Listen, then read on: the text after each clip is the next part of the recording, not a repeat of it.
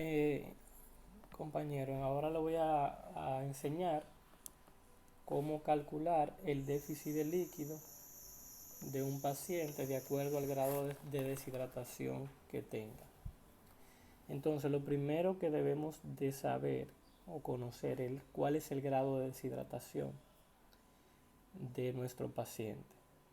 Pero antes clasificar a nuestro paciente en si tiene menos de 10 kilogramos, más o mayor de 10 kilogramos. Y la deshidratación la dividimos en leve, moderada y severa. Entonces, en los pacientes menores de 10 kilogramos, si tiene una deshidratación leve, pierde un 5% de su peso corporal. Si la deshidratación es moderada, pierde un 10% de su peso corporal. Y si la deshidratación es severa, pierde un 15% de su peso corporal. En los niños mayores de 10 kilogramos, en deshidratación leve se pierde un 3%, un 6% y un 9% de su peso corporal. Es sencillo.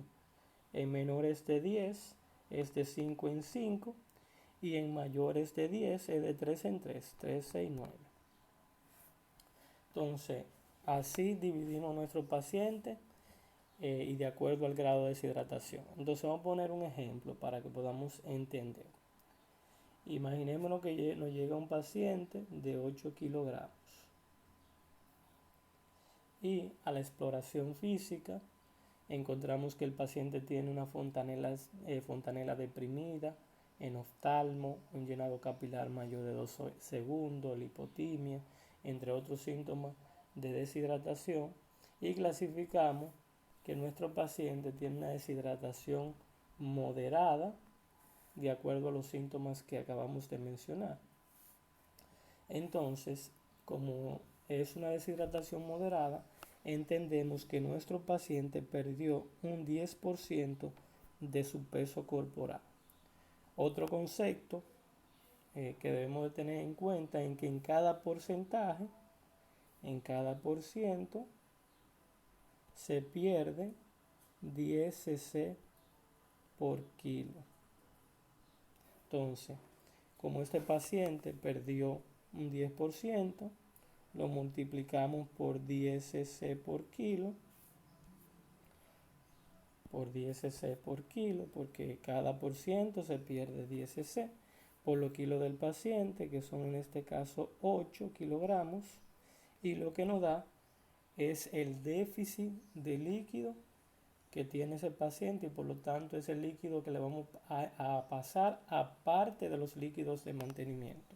Entonces 10 por 10 son 100, más 100 por 8 son 800. Entonces ese paciente hay que pasarle 800 cc por día adicionales a los líquidos de mantenimiento que calculamos con la fórmula de Holiday-Sigar. Entonces vamos a poner otro ejemplo. Un paciente ahora de 20 kilogramos, mayor de 10 kilos, con una misma deshidratación moderada.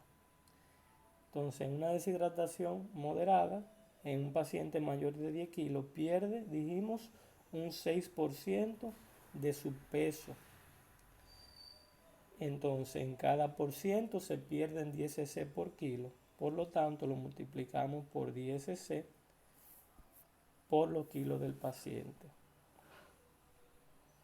que en este caso son 20 kilogramos.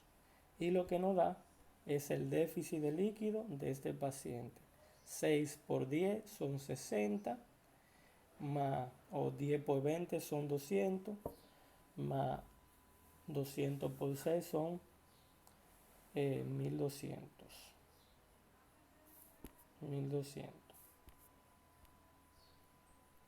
Ese paciente, aparte de los líquidos de mantenimiento, hay que pasarle 1200 cc por día.